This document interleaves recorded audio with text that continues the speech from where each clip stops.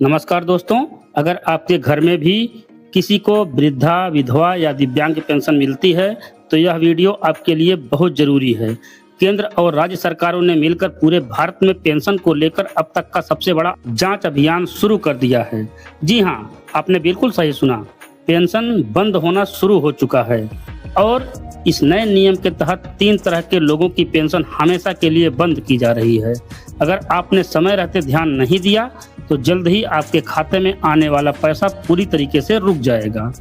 आज के वीडियो में मैं आपको उन 15 बड़े नियमों और 3 गलतियों के बारे में बताऊंगा, जिनकी वजह से लाखों लोगों की पेंशन काटी जा रही है। वीडियो को बिना स्किप किए अंत तक जरूर देखिएगा, क्योंकि एक छोटी सी लापरवाही आप पर भारी पड़ सकती है। अब आपको बताते हैं कि किन 3 तरह के लोगों की पेंशन बंद होने वाली है। सबसे पहला है अपात्र विधवा पेंशन धारक। सबसे पहले बात करते हैं विधवा पेंशन की। सरकार की जांच में ऐसी हजारों महिलाएं पकड़ी जा रही हैं, जिन्होंने पति के निधन के बाद पेंशन तो शुरू करवा ली, लेकिन कुछ समय बाद दूसरी शादी कर ली। नियम के मुताबिक दूसरी शादी करते ही विधवा पेंशन का अधिकार खत्म हो जाता है।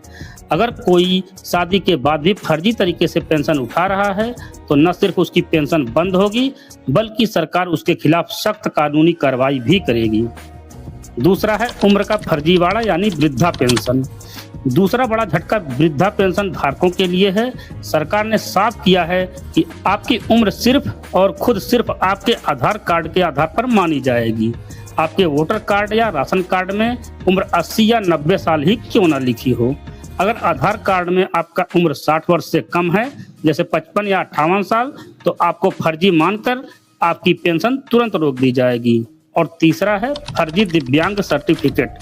तीसरी बड़ी कार्रवाई दिव्यांग पेंशन पर हो रही है। सरकारी नियम के अनुसार अस्पताल से जारी मेडिकल सर्टिफिकेट में कम से कम 40% की दिव्यांगता होनी चाहिए, लेकिन बहुत से लोग हल्की सी उंगली टेढ़ी होने या एक्सीडेंट के बाद फर्जी तरीके से सर्टिफिकेट बनवाकर पेंशन उठा रहे हैं। यहाँ तक कि कई लोग इस सर्टिफिकेट पर रेलवे और एसएससी में नौकरियां भी कर रहे हैं।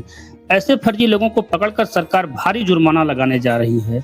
अगर आप एक सच्चे और पात्र लाभार्थी हैं और अपनी पेंशन बचाना चाहता हैं, तो ये 2 काम तुरंत पूरा कर लें। पहला काम, जीवन प्रमाण पत्र। आपको हर हाल में अपना लाइफ सर्टिफिकेट और ई-केवाईसी का काम पूरा करवा लेना है। अगर आप इसे समय पर अपलोड नहीं करते हैं, तो सरकार आपकी पेंशन को ब्लॉक कर देगी। और दूसरा काम है डीबीटी और बैंक आधार लिंक। अक्सर लोग कहते हैं कि हमारी पेंशन रुक गई है। इसका सबसे बड़ा कारण यह है कि आपका बैंक खाता आधार कार्ड से डीबीटी मोड पर लिंक नहीं है। सरकार पैसा सीधे आपके अकाउंट नंबर पर नहीं, बल्कि आपके आधार नंबर पर भेजती है। इसके साथ ही आपके आधार कार्ड और बैंक खाते में नाम की स्पेलिंग बिल्कुल एक जैसी होनी चाहिए। दोस्तों, सरकार का मकसद किसी गरीब की पेंशन रोकना नहीं, बल्कि फर्जीवाड़े खत्म करके जरूरतमंदों को आत्मनिर्भर बनाना और सम्मान का जीवन देना है। अगर आपको किसी भी तरह की समस्या आ रही है, तो तुरंत अपने नजदीकी सीएससी सेंटर, प्रज्ञा केंद्र या ब्लॉक कार्यालय में जाकर संपर्क करें।